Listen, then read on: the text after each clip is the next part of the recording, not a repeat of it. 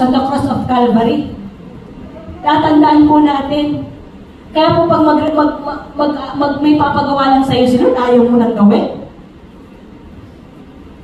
Eh, dugo nga niya ang binigay niya sa'yo. May kaunti lang na hihingin sa'yo ang Panginoon. Magsasakripisyo ka na ng konting time, ayaw po natin.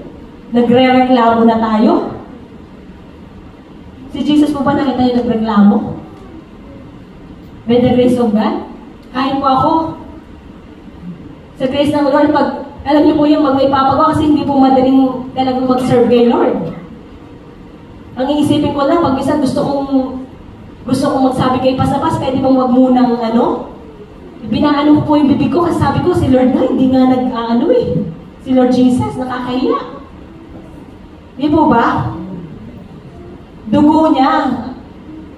Ang sinakripisyo niya po, para po tayo ay, alam niyo po yun, maranasan po natin yung magagandang bagay dito sa mundong ito.